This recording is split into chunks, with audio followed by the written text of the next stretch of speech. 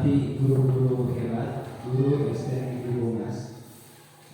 Puji dan syukur karena kita panjatkan kehadiran Ilahi Robi, karena berkat ridho serta hidayahnya kita bisa berkumpul di ruang kelas 6.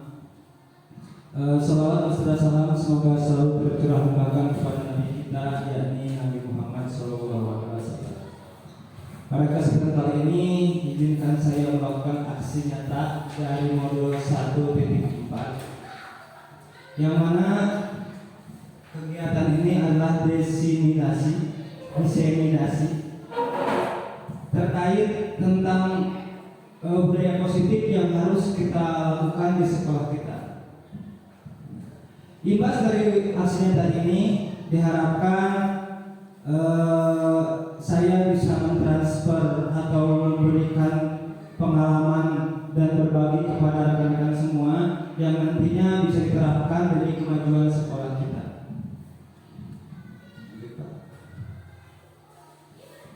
Perkenalkan, nama saya Sasa Purbaya, calon guru penggerak angkatan 10 Kabupaten Sukabumi. Nah, akan tetapi sebelum kita berdiskusi dan melakukan kegiatan ini, alangkah baiknya kita melakukan ice breaking supaya memacu semangat kita untuk berdiskusi pada hari ini. Baik, diskusi ice breaking ini clue-nya tidak boleh tertawa. Clue-nya tidak boleh tertawa. Dilarang ketawa atau tidak boleh ketawa, itu kalimat negatif. Nah, diharapkan Bapak Ibu bisa fokus ya, karena ini pas kesananya di sana ada laki-laki 2, di sini guru laki-laki 2, di tengah-tengah ada guru perempuan. Nah, ayo sama-sama kita berdiri.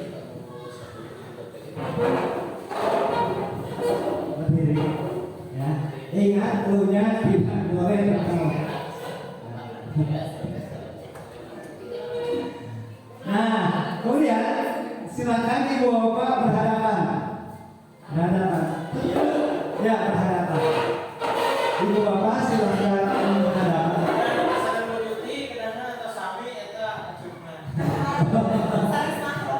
Silakan berhadapan. Nah, ingat clue-nya tidak boleh tertawa. Tidak boleh tertawa. Ya, tidak boleh tertawa. Clue-nya tidak boleh tertawa. Ingat, ini kalimat larangan ya. Ya, tidak boleh tertawa. Ingat. Nah, sekarang ikuti ya, kalau misalkan ketukan 1 ataupun saya bilang H, ikut ya. H1, H2, H3 sampai seterusnya. Paham tidak? Bagi anak kelas itu berhitung, hitung angkanya diganti dengan kata H. Ya. Yang sudah makan minggu gak apa-apa. Ya. H berhadapan dengan temannya, kemudian ikuti apa perintah saya. Ya. Clue-nya dilarang tertawa. Siap? Bertatapan ya. Usahakan jangan tersenyum. Siap? Ikut ya. H. Bareng-bareng ikuti apa yang saya ucapkan. Lihat matanya. H.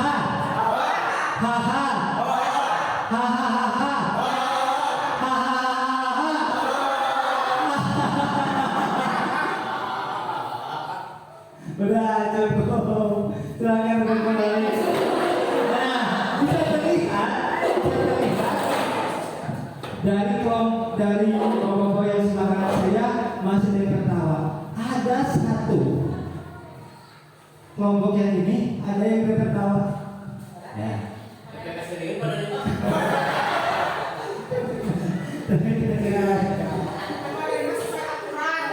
Nah, artinya ketika ada larangan, sulit, ada kalimat larangan, sulit kita untuk tidak melakukannya. Karena tadi kan clue-nya itu tidak boleh atau dilarang tertawa. Ternyata untuk melakukan itu sulit. Lanjut Pak. Nah, sekarang kita diskusikan bersama-sama kesepakatan kolom diseminasi. Ya. Kegiatan ini seringkali dilakukan ketika kita sebelum belajar dengan murid kita sendiri. Ada kesepakatan kelas biasanya, ya. Sebelum belajar anak-anak, mari kita membuat kesepakatan kelas. Itu biasanya kita lakukan kan. Misalkan dilarang nyetek, dilarang mengganggu, tidak boleh mengganggu temannya. Sekarang kita sepakati bersama. Di sini yang pertama menghargai siapapun menghargai siapapun menjadi pendengar yang baik. Menghargai siapapun, terus menjadi pendengar yang baik. Kemudian apa lagi? Supaya kita nyaman, supaya kita enak untuk berdiskusi. Apa yang harus tambahkan? Boleh makan? Tidak, jangan ya kalau makannya, karena makanannya pun tidak ada. Yang utamakan apa? Menghargai siapapun. Artinya ketika ada yang berbicara, menghargai. Menjadi pendengar yang baik. Apalagi yang kira-kira mau ditambahkan? Komunikatif, Pak. Oh, komunikatif boleh. Boleh. Komunikatif. Berdoa dan sebelum sudah ya? Iya. Berdoa sebelum dan sudah kegiatan. Apalagi? Menjaga kebersihan. Sekiranya kita tidak makan atau tidak ya? Cukup ya? Ada yang lainnya? Tidak boleh merokok, setuju? Setuju karena rokoknya pun tidak ada. Tidak. Oke, jadi sampai sini ya. Menghargai siapapun, artinya kita menghargai siapapun yang nanti berbicara. Kemudian menjadi pendengar. Tentunya ketika ada yang berbicara menjadi pendengar yang baik. Kemudian selanjutnya komunikatif, diterapkan dalam diskusi ini. Berdoa sebelum sesudah. Nah, karena ada kesepakatan kita tadi belum diawali dengan bacaan doa ya. Baik, untuk melanjutkan acara ini marilah kita berdoa mulai.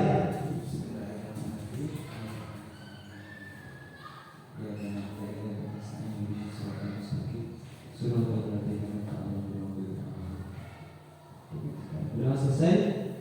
Mudah-mudahan dengan bacaan Fatihah tadi acara kita ini bisa berjalan dengan baik. Nah, ibu bapak bisa lihat di layar.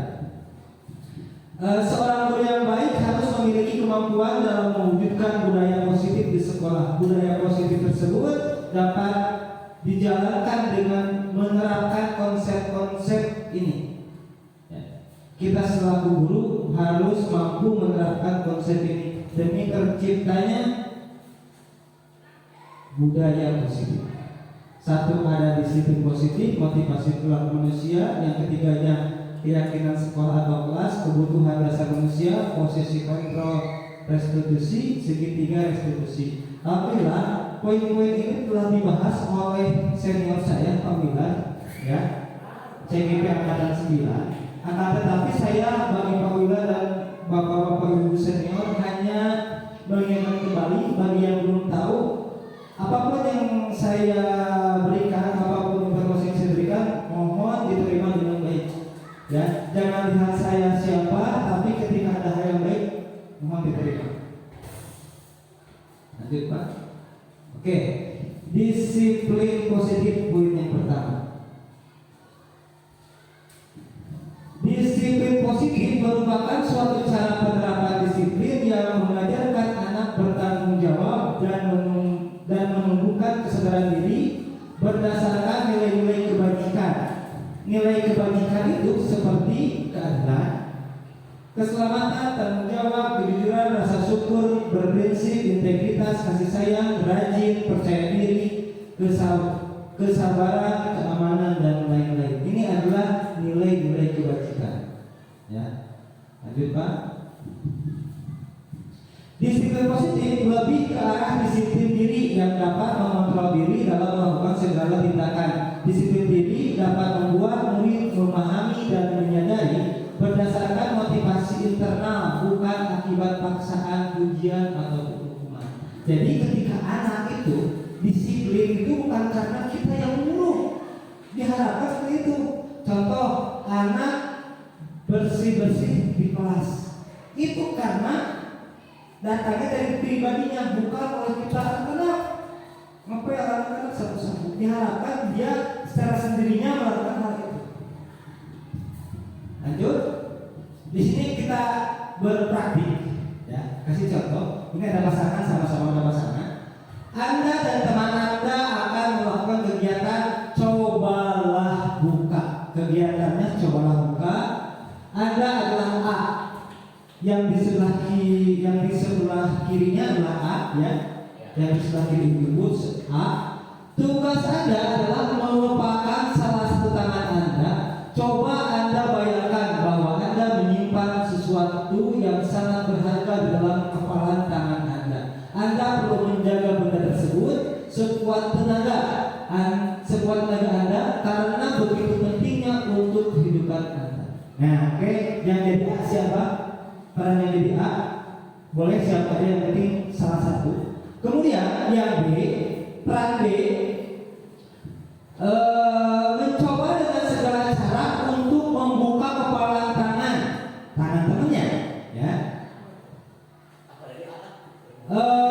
Si B ini boleh membujuk, boleh mengkritik, boleh membuat rasa bersalah, boleh menghati, boleh mengintimidasi, memarahi, menggoda, menggelitik, bahkan menawari Anda uang, ya, tapi tidak boleh dengan kekerasan. Sekali lagi, yang si A itu memegang tangan seolah-olah di tangan itu ada benda yang tidak boleh orang lain tahu. Yang si B gimana caranya supaya si A bisa membuka tangannya? Boleh dengan cara apapun, asal dengan tidak kekerasan. Coba yang mau jadi si A yang memegang tangan siapa? Ini memegang tangan. Ini ingat si bapak itu yang memegang tangan. Yang ini siapa yang A? Yang ini jangan dua-duanya. Yang A, Bu Ai. Ini yang A siapa? Bu kita yang A. Berarti sisanya sebagai B. Sekarang pegang tangannya. Bayangkan di tangan ibu bapak ada benda yang tidak boleh orang lain tahu. Boleh mengintimidasi juga boleh. Nanti kita coba. Ya. Waktunya cukup 1 menit. Silakan ibu bapak berinteraksi, komunikasi gimana caranya supaya terbuka. Nanti bakal terlihat apakah akan terbuka atau tidak. Oke, siap? Mulai 1, 2, 3, oke.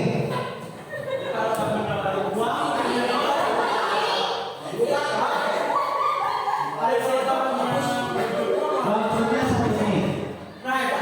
Boleh mengintimidasi, boleh.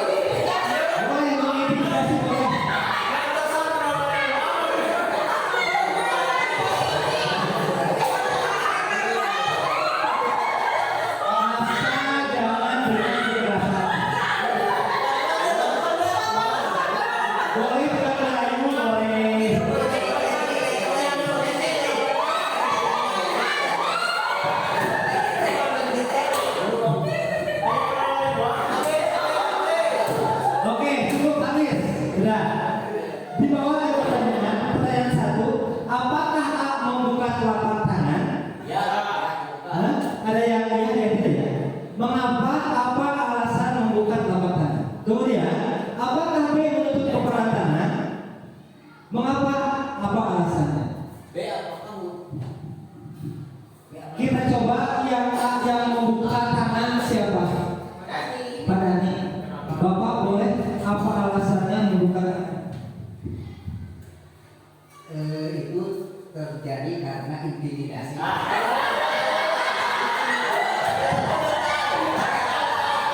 Oke. Ternyata ketika seseorang membuka tangan dengan intimidasi yang kuat, akhirnya dia membuka rahasia. Contoh itu rahasia. Kemudian ada pertanyaan, siapa yang jadi B bisa nggak membuka tangan A? Tadi yang tidak bisa membuka tangan A siapa? Bisa semuanya. Ini tidak bisa. Oke. Alasannya kira-kira kenapa? Ataupun apa yang ibu lakukan supaya rahasia ini dibongkar? Menurut ibu sendiri. Mungkin emang dia tidak mau mengetahui apa yang dirahasiakan gitu. Oh, jadi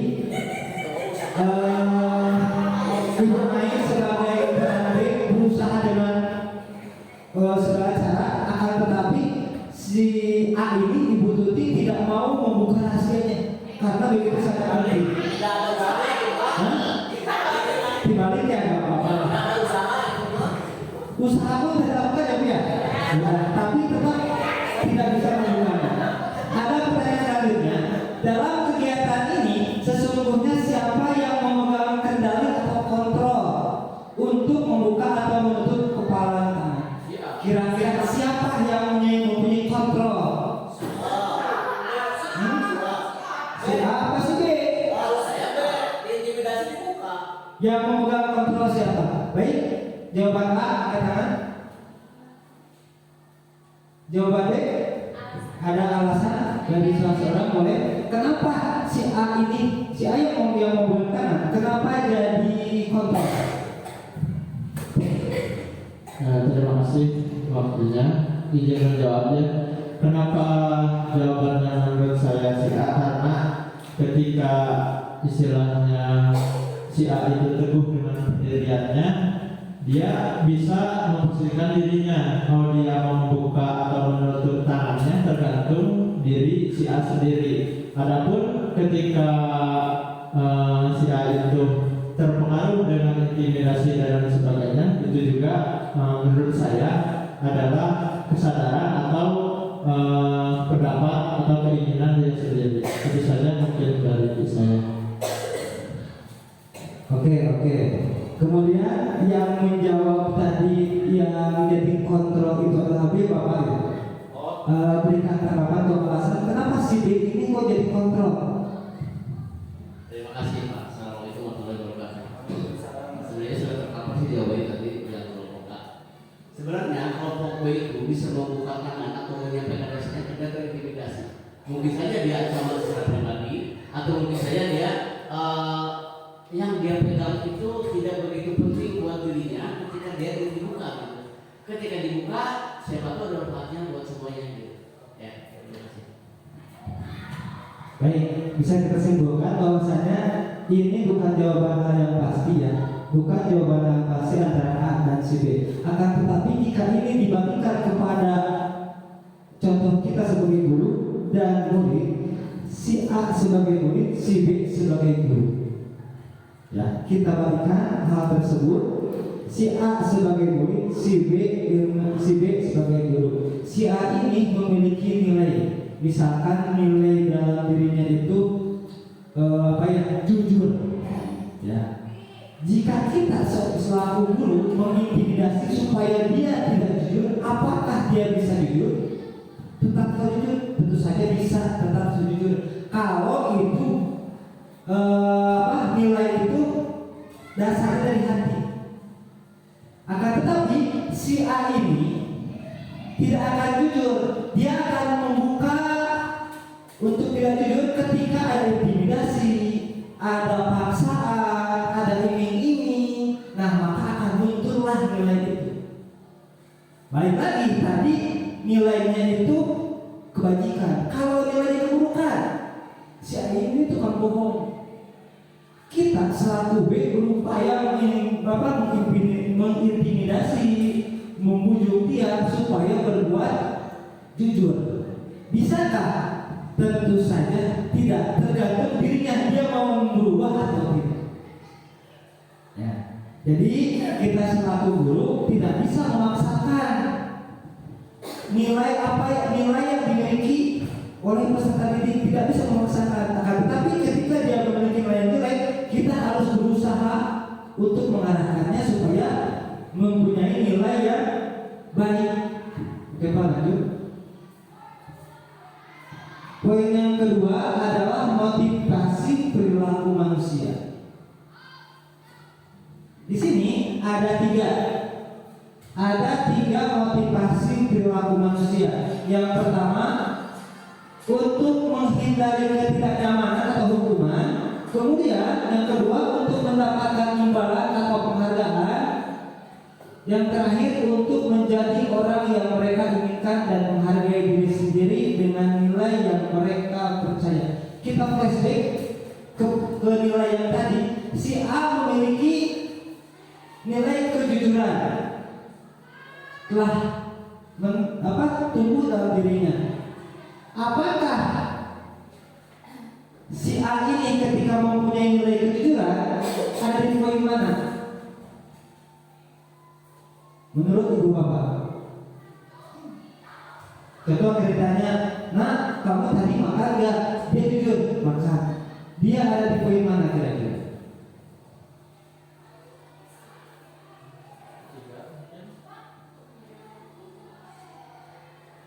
Kalau nilainya kejujuran,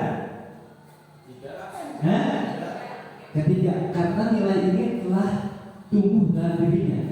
Kalau misalkan si anak itu mempunyai nilai yang negatif, dia itu sering berbohong. Nah, ada di mana kira-kira? Contoh, kamu tadi nyuri ya? Dia ngaku padahal suka berbohong, berarti tetap nilainya ada di poin ini walaupun dia jujur. Ya. Ataupun karena ketakutan, dia tidak melakukan sesuatu, dia tidak mencuri, tapi karena dia ketakutan akan hukuman, dia akhirnya mengakui walaupun dia tidak bersalah. Kadang dalam dunia nyata seperti itu. Ya. Makanya ketika seseorang mempunyai nilai yang positif, yang timbul dari dalam dirinya, akan sulit untuk merubahnya. Seperti tadi, terus kita berupaya untuk membuka tangannya karena itu sangat berharga, jadi tidak akan terpengaruh oleh siapapun. Nah, ketika seseorang yang ingin yang takut akan hukuman ataupun ketidaknyamanan, dia akan bertanya pada dirinya, apa yang akan terjadi apabila saya tidak melakukannya? Karena takut ya. Kemudian jika seseorang melakukan sesuatu karena asas itu imbalan, dia akan bertanya pada dirinya, apa yang akan saya dapatkan? Ketika seanak sering sapu-sapu, sering bersih-bersih di kelas, kira-kira nilai mana yang ada di anak tersebut? Apakah ingin takut kena hukuman? Apakah ingin mendapat ujian atau penghargaan, atau timbul dari dalam dirinya? Yang diharapkan kita satu guru, si anak itu mungkin nilai ini ada di posisi ini, di posisi 3. Lanjut Pak.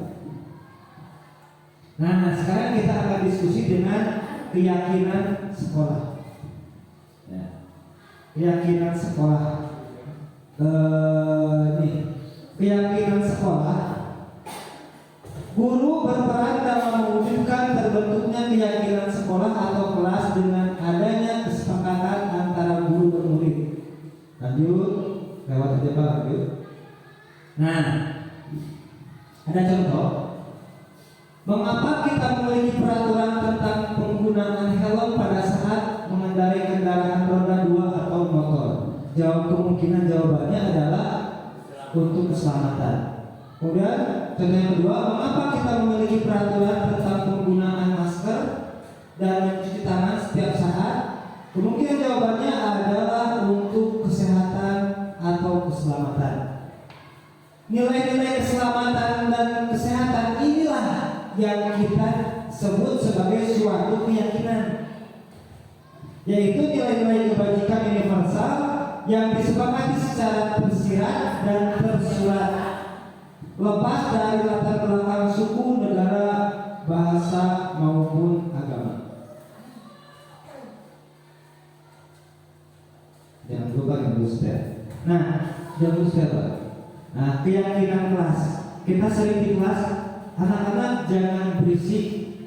Sebaiknya itu tersirat dan tersurat. Dan usahakan untuk keyakinan kelas itu kalimat positif. Jangan kalimat negatif. Kenapa?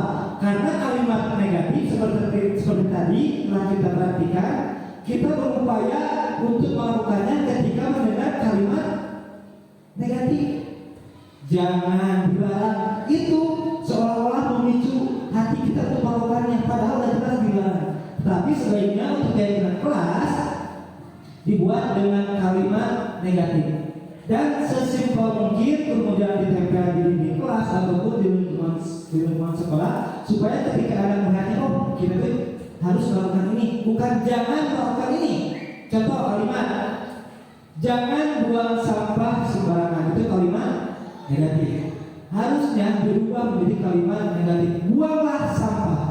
Ketika ada kalimat positif, seolah-olah akan memacu hatinya untuk melakukan hal itu. Ya.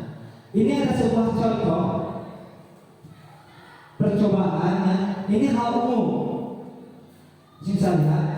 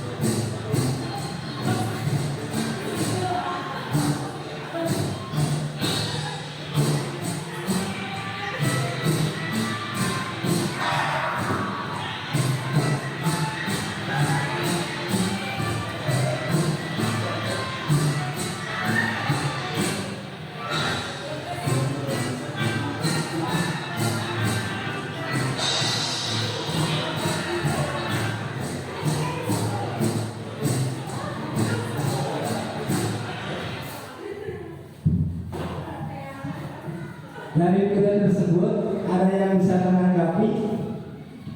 Boleh? Boleh Ibu?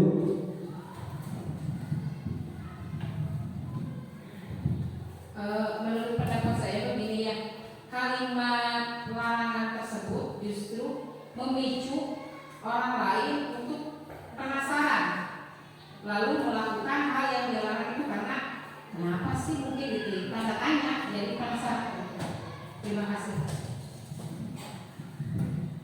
Betul sekali apa yang disampaikan Bu Mai, bahwasanya ketika seseorang mendengar kata jangan, dilarang, tidak boleh, itu sebenarnya memacu hati kita untuk melakukannya. Padahal akibat dari ketika kita melakukan tersebut akan berdampak buruk bagi kita. Jelas itu ya, jangan melihat ke dalam memahami jelas. Ini kalimat larangan, tapi kalimatnya kalimat negatif. Coba ubah ke dalam kalimat positif, mungkin akan berbeda ceritanya. Ya, jelas-jelas ketika dia melanggar hal tersebut, efeknya pun buruk bagi dirinya sendiri. Ya, begitu juga ada ketika anak kita ada aturan jangan membuang membuli, otomatis akan timbul rasa penasaran. Kumaha sih ngabuli anak teh, ngabuli teman teh. Nah, jadi usahakan kita buat kesepakatan kelas ini dengan kalimat positif. Nah, di sini kita diskusi, kita merancang keyakinan kelas. Keyakinan itu hampir sama dengan peraturannya, Bapak ya. Kalau peraturan itu biasanya panjang, kalau keyakinan itu berupa kalimat pendek yang universal. Ya, di sini ada kalimat yang ini contoh. Kalimat negatifnya itu jangan atau dilarang, jangan berlari di kelas, tolong lompatan di kelas. Kita rubah ke dalam kalimat positif, berjalanlah di kelas.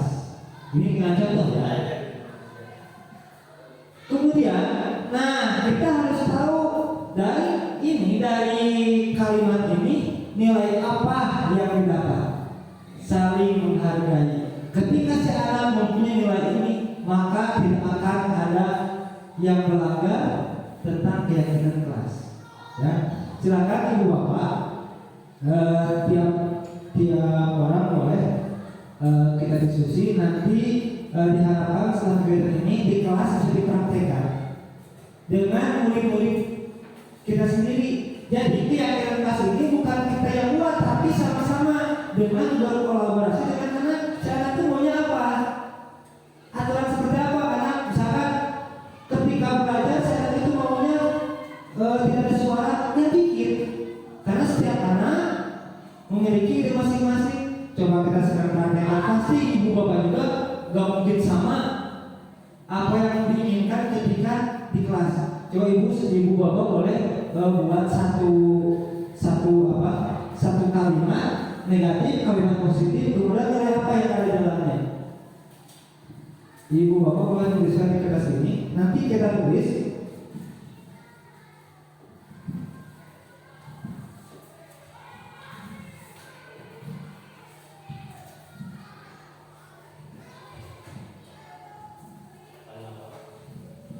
kalimat negatif dari keyakinan kelas, kemudian berubah menjadi kalimat positif. Berarti ini larangan ya, kalimat larangannya seperti apa, dirubah menjadi kalimat positif seperti apa. Jangan yang sulit-sulit, yang kita inginkan ketika di kelas masing-masing. Ada kan berbicara sopan, tidak mengambil barang orang lain, banyak. Kemudian nilai apa kira-kira yang ada di dalam kalimat tersebut?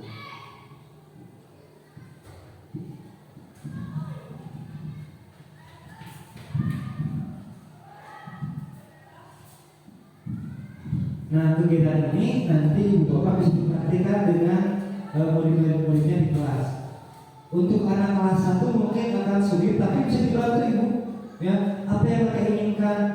Biasanya yang mereka yang suka bersuara berpendapat itu anak-anak yang suka terganggu biasanya, ataupun anak-anak yang maunya itu tenang di kelas, belajar dengan niat. Misalkan mendengarkan guru ketika berbicara boleh.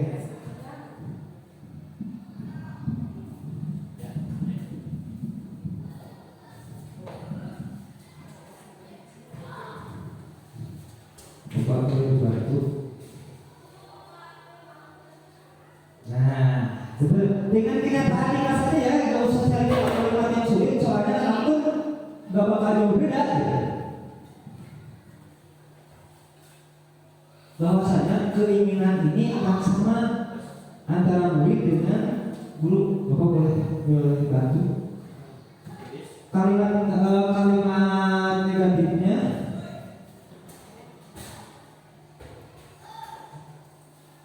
tidak boleh mencoret-coret tembok. Tidak boleh mencoret tembok.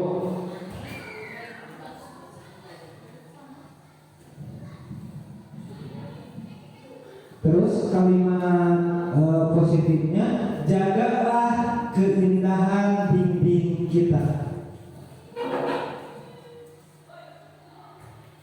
Kemudian nilainya itu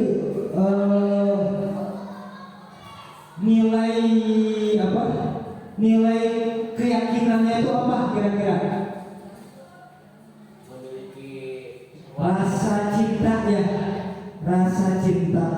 kayak saya asumsikan kelasku adalah kamar. Nah, ketika si anak memiliki di sininya tuh rasa cinta terhadap kelasnya, maka dia akan mempunyai prinsip kelasku adalah kamarku. Nah, itu diharapkan.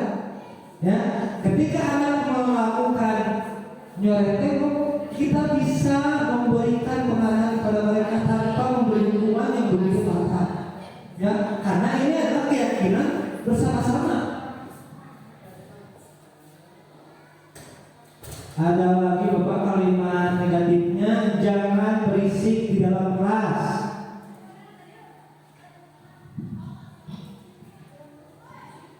Jangan berisik. Kalimat positifnya, jagalah ketenangan. Jagalah ketenangan kelas. Berarti nilai kebaikannya apa? Saling menghargai ya, saling menghargai. Ada lagi nilai negatifnya, ini kalimat negatifnya yang berisiko sama.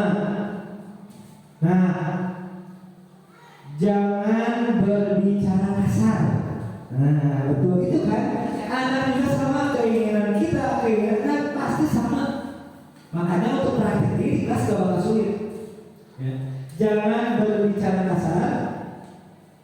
Itunya berbicara sopan. Yang positifnya, nilai kebajikannya apa? Sopan. Iya, sopan satu. Dan lagi ibu. Ada lagi, jangan mengganggu temannya. Jangan usil ya. Jangan usil. Kalimat positifnya, hargai teman di kelas. Nah, yang usia teman gue, biasanya anak-anak kan kelas 1, yang satu dari bertugas juga jalan. Nah, kemudian nilai apa? Saling menghargai ya, saling menghargai. Selanjutnya,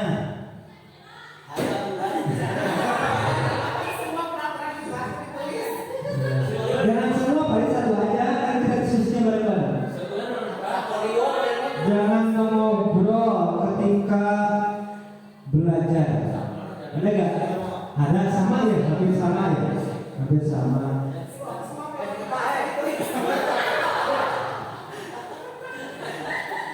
Ada lagi, jangan berbicara kasar udah ya ini sama ternyata.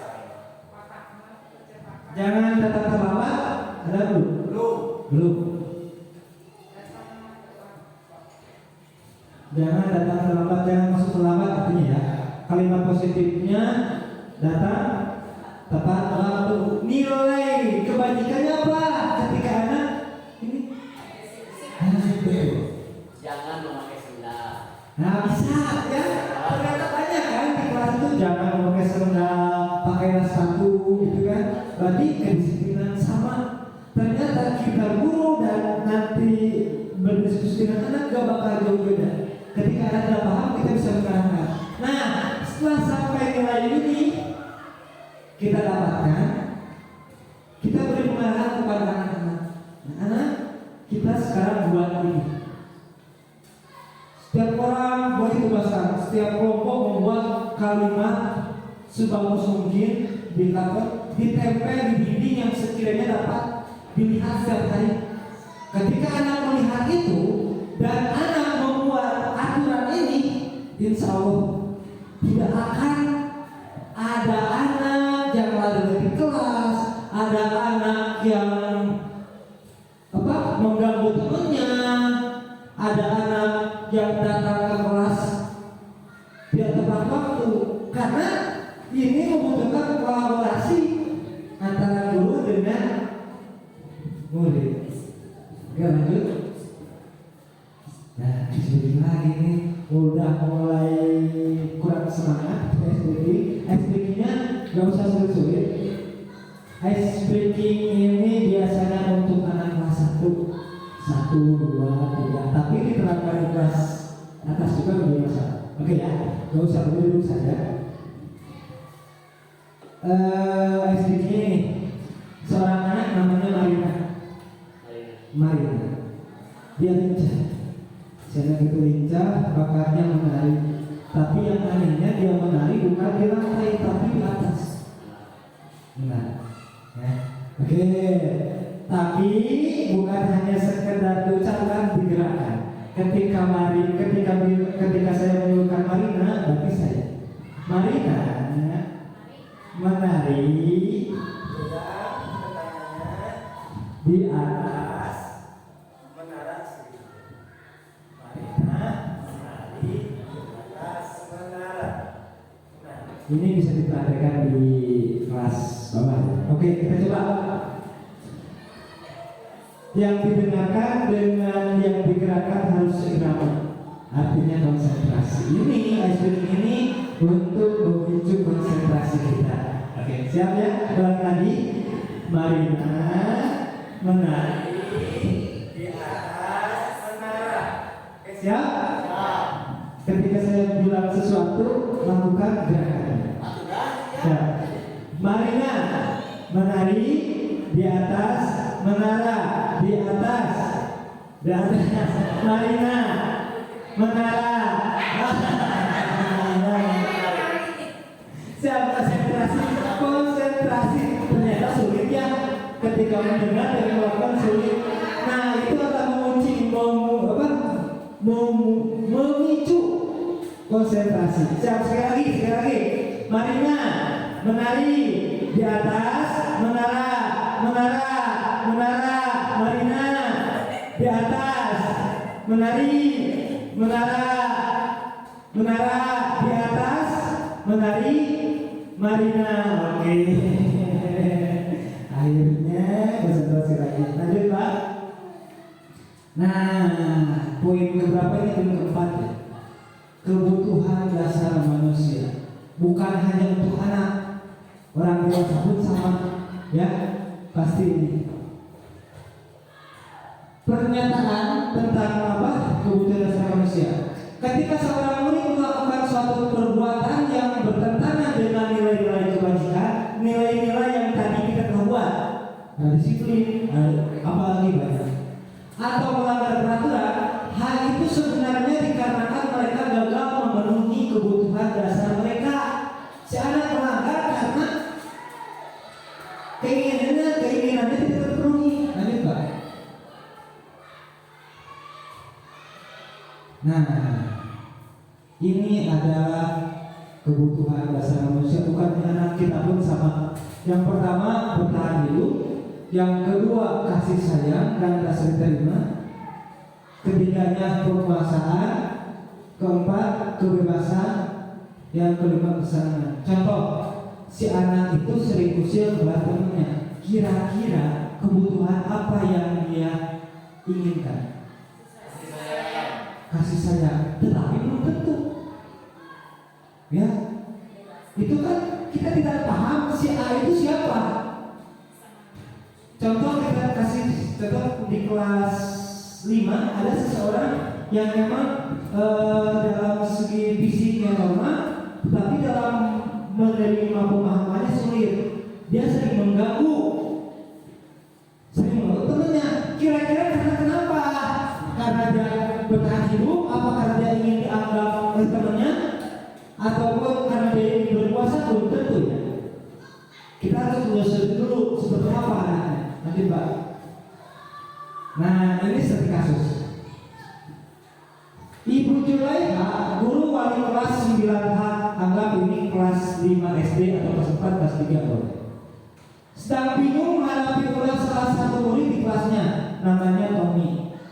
Beberapa anak telah mengeluhkan Tommy yang seringkali meminta bekal makan siang mereka dengan paksa.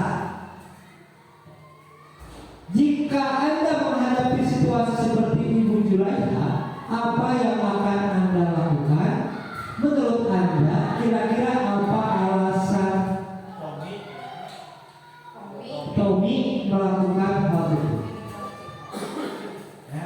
Ada suatu kasus di kelas kita, si anak itu suka ngambil bekal temannya. Kira-kira apa yang akan ibu bapak lakukan? Terus menurut ibu bapak, apa alasan murid ibu bapak tersebut? Tadi Pak. Nah, alasan satu, ternyata si Tommy itu ketika melakukan suatu hal ada 5 alasan. Yang pertama, karena ia lapar dan orang tuanya tidak membawakannya bekal makan siang, maka kebutuhan dasar yang sedang berusaha dipenuhi oleh si Tommy adalah kebutuhan untuk bertahan hidup. Ya, kalau kita melihat atau mendengar kejadian hal ini, kadang kita selalu berpikir negatif ya. Padahal belum tentu kok si anak itu berbuatnya ngambil barang makanannya karena dia itu bangun tidak masa seperti itu. Kemudian jawaban kedua, karena si Tommy ini merasa senang temannya ketika jadi memperhatikan dia. Oh ternyata si dia berbuat ulah itu supaya diperhatikan. Ya, temannya melaporkan tindakannya itu pada gurunya dan gurunya memberitahu orang tuanya sehingga orang tuanya jadi memperhatikan dia. Maka kebutuhan dasar yang sedang dipenuhi Tommy adalah kebutuhan akan kasih sayang. Padahal dari kasus ngambil makanan temannya. Nanti Pak, alasan yang ketiga karena temannya jadi takut dengan dia dan menuruti keinginannya. Ada seperti ini, memaksa. Ya, berarti si Tommy ini kebutuhan dasar adalah kekuasaan. Dia merasa hebat ketika dia merampas makanan temannya. Alasan keempat, karena dia merasa bosan dengan bekal makanan yang dibawakannya. Padahal si Tommy ini sudah dikasih bekal, tapi tetap aja mengambil makanan temannya. Alasannya karena dia ingin memenuhi kebutuhan akan kebebasan. Dia maunya yang mana aja, yang penting makan. Lanjut, alasan yang kelima adalah karena melakukannya karena iseng saja. Kadang ada anak yang suka daya lah diambil. Ya, ketika anak seperti ini berarti dia hanya membutuhkan kesenangan. Ketika dia jahil bagi dirinya adalah itu kesenangan. Lanjut Pak. Nah, ketika dengan kasus tadi, ketika kita melihat kasus tadi, nah posisi kita ada di mana? Nantinya posisi kita akan di mana? Posisi konteks restitusi. Restitusi itu adalah cara merefresh atau proses untuk si anak kembali ke yang lebih baik setelah melakukan kesalahan. Lanjut Pak. Nah, guru sebagai penghukum, guru sebagai pembuat rasa bersalah, guru sebagai teman, guru sebagai pemantau, guru sebagai manajer. Ini telah dibahas oleh Pak Wiran sebelumnya, ya. Lanjut Pak. Nah, bisa lihat saya tadi. Ini ya. Guru sebagai penghukum, guru sebagai pembuat rasa bersalah, guru sebagai teman, guru sebagai pemantau, guru sebagai manajer. Jika seorang anak melakukan kesalahan, kita bisa lihat kita itu ada di posisi mana sih sebenarnya? Nanya anak, terus memberi hukuman kepada anak, kita ada di posisi mana? Ini ada contoh. Guru berbuat menghabis, menunjuk, menyakiti, mengejek. Nah, ataupun sebagai pembuat bersalah, berceramah, jangan kaset, tulis, itu perbuatannya jelek, gini. Nah, berarti posisi ibu bapak di sini. Ataupun posisi ibu bapak sebagai teman, membuatkan alasan-alasan untuk muridnya. Kenapa kamu melakukan ini? Ketika anak melakukan kesalahan, atau guru sebagai pemantau menghitung dan mengukur. Kemarin kamu gini, sekarang kamu gini, kok baru lagi? Nah, di mana posisi kita? Yang terakhir manajer mengajukan pertanyaan. Kenapa kamu melakukan ini? Apa alasannya? Coba ada cara lain nggak supaya kamu melakukan ini? Ya. Nah ini ada kalimat-kalimat di bawah. Udah jelas? Cukup. Lanjut. Di antara kalimat posisi kontrol tersebut, sebaiknya seorang guru menggunakan posisi kontrol sebagai manajer. Ya, yang terakhir yang paling sulit adalah sebagai manajer. Lanjut Pak. Yang terakhir adalah segitiga restitusi. Ya, diharapkan dari kegiatan ini Ibu Bapak nanti membuat keyakinan kelas. Kemudian ini segitiga restitusi atau cara bebek yang biasanya kita lakukan. Coba Bapak lanjut. Nah, ketika kita menanya anak, seorang anak melakukan kesalahan, ada tahapan awal dan akhir. Tahapan awalnya menstabilkan identitas, kemudian validasi tindakan yang salah, yang terakhir menanyakan keyakinan. Lanjut Pak. Menstabilkan identitas dilakukan berdasarkan prinsip bahwa membuat kesalahan adalah bagian dari proses pembelajaran yang nantinya akan menggeser identitas gagal ke arah identitas sukses. Lanjut. Menstabilkan identitas, berbuat salah itu hal yang manusiawi. Ketika anak berbuat salah, kita harus supaya menyadarkan dia. Nah, berbuat salah itu ada hal yang biasa. Bapak juga sama pernah melakukan hal itu, tapi Bapak berusaha mengulanginya lagi. Nah, ini cara menstabilkan identitas supaya tidak merasa bersalah. Takut tidak, tapi ini supaya tenang dulu. Ya, lanjut Pak. Yang terakhir, validasi tindakan yang salah. Validasi tindakan yang salah dilakukan berdasarkan prinsip bahwa setiap perilaku berupaya memenuhi suatu kebutuhan tertentu, sehingga guru atau orang tua akan menggeser diri dari pemikiran stimulus respon menjadi proaktif, serta akan lebih mengenali dan mengakui kebutuhan murid atau anak. Ya, yang terakhir ini, ketika kita melakukan ini, wah si anak ternyata butuh ini, butuh kasih sayang kah, atau butuh penghargaan kah? Nah, Ibu Bapak, ketika kita nanti melakukan praktik segitiga restitusi, biasanya ini yang akan kita tanyakan, ya. Apa nilai yang kita percaya di sekolah kita tentang nilai yang tadi kita bahas ya, yang telah kita buat tadi, misalkan saling menghargai, itulah nilai. Ya. Nilai-nilai apa yang telah kita sepakati? Nanti si anak-anak akan berbicara sendiri. Kemudian kelas yang ideal itu seperti apa sih? Ataupun kamu ingin jadi anak seperti apa? Apa yang kamu rasakan ketika kamu melakukan itu? Kamu menjadi orang yang seperti apa? Lanjut Pak. Di sini ada contoh ya. Ini ada contoh praktik segitiga restitusi.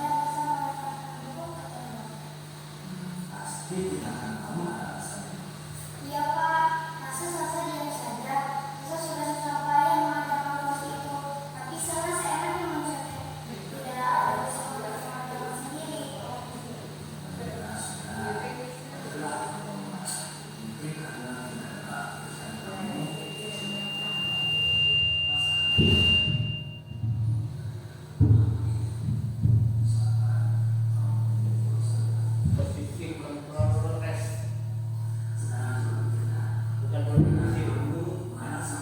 Bukan prostitusi. Kontrol ya. Dalam.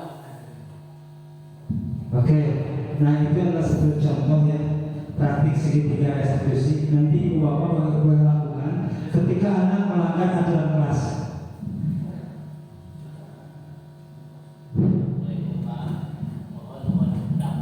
Nah, dari kegiatan ini ibu bapak diharapkan bisa merefleksi diri.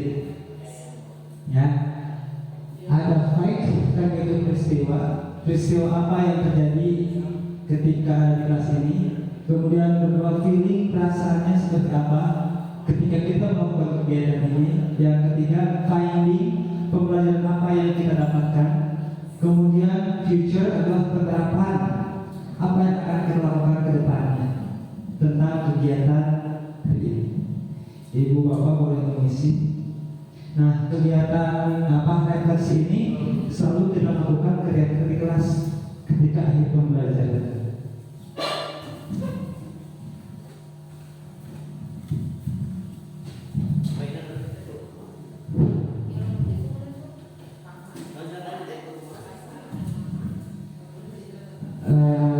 Refleksi diri Pak. Kegiatan ini ya. Terus kegiatan ini Pak. Refleksi kegiatan ini secara umum. Gak usah. Tapi alangkah baiknya terstruktur seperti ini. Jadi menyusun misalkan peristiwa apa yang kita alami pada hari ini. Ya.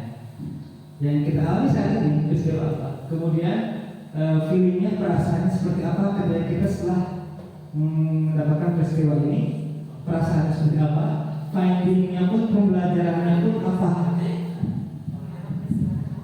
penerapannya pun seperti apa.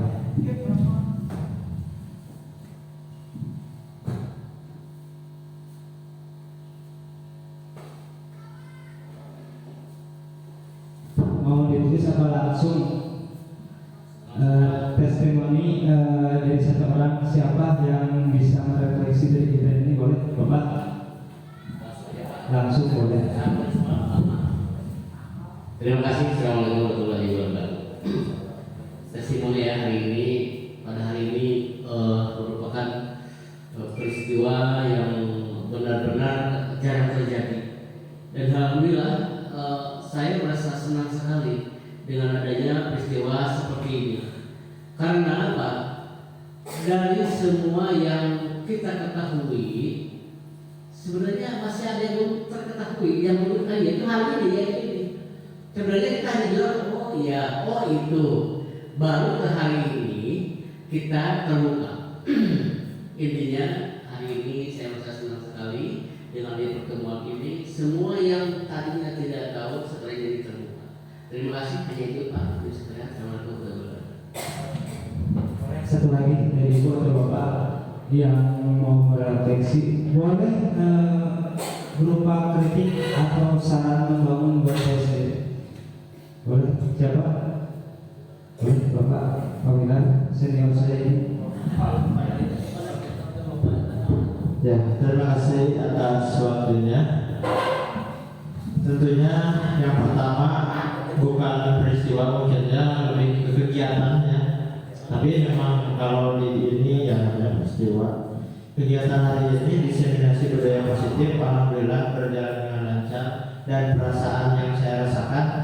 Yang pertama, saya merasa bahagia karena bisa berkumpul dengan rekan-rekan guru SD Negeri Bongas, dan juga saya merasa senang bisa terlibat dalam kegiatan ini. Kenapa? Karena dalam kegiatan ini banyak pembelajaran yang kita ambil. Di antaranya seperti yang sudah dijelaskan tadi, masih banyak hal yang harus kita perbaiki sebagai guru terhadap murid kita. Bagaimana kita memahami murid kita, bagaimana murid kita itu istilahnya supaya menjadi murid yang berkembang, menjadi murid yang berbakti, menjadi murid yang disiplin. Itu tugas kita sebagai guru. Dan yang terakhir adalah penerapan. Ini adalah yang paling sulit. Kenapa?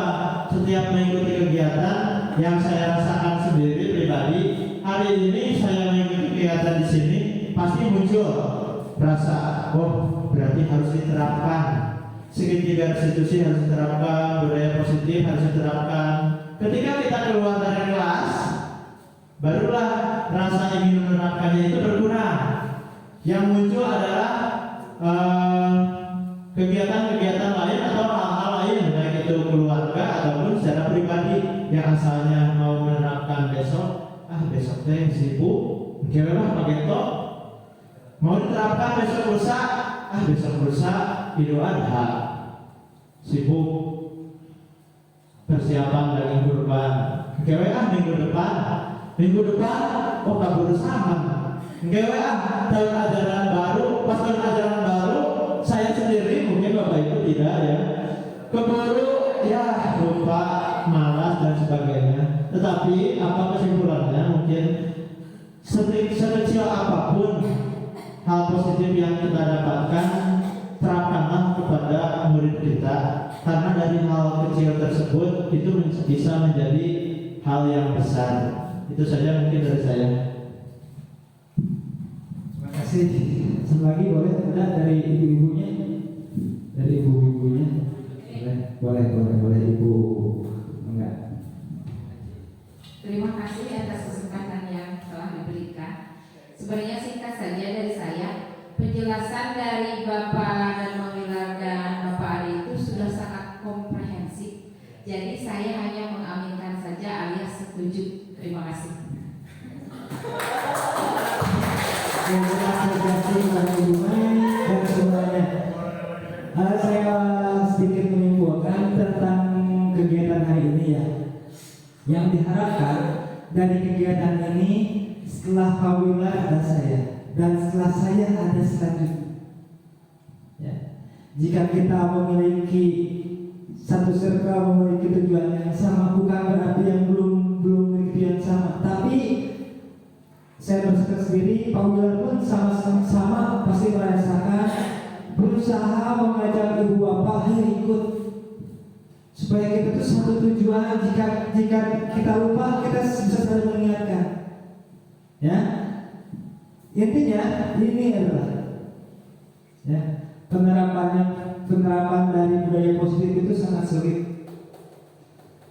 Maka dari itu, ayo kita sama-sama. Ibu bapak telah tahu kan, ketika nanti saya misalkan memanggil anak yang bersalah, ternyata saya salah melakukan, cara menasihatinya salah, ibu bapak boleh menegur saya.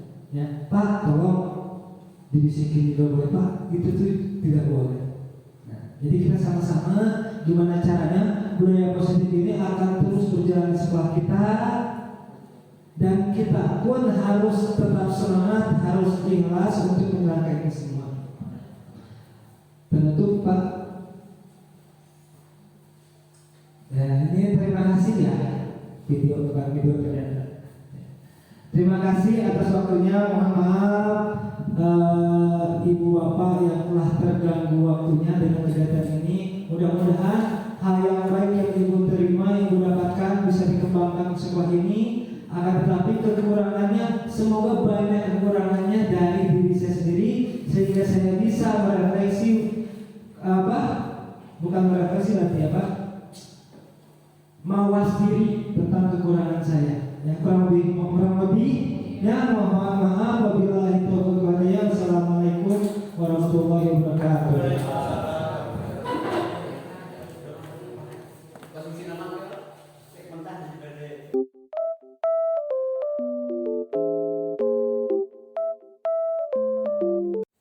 Salsa, silakan duduk. Kamu tahu nggak kenapa kamu dipanggil ke sini? Tidak, Pak. Tadi Bapak mendapat laporan dari ketua kelas. Katanya kamu habis bertengkar sama Sahlan. Iya, Pak. Habisnya kesal sih, Pak. Kesal kenapa? Sahlan sering usil, Pak. Selain itu, dia mengambil buku tugas Salsa, kemudian mencontek tugas matematika yang Salsa kerjakan.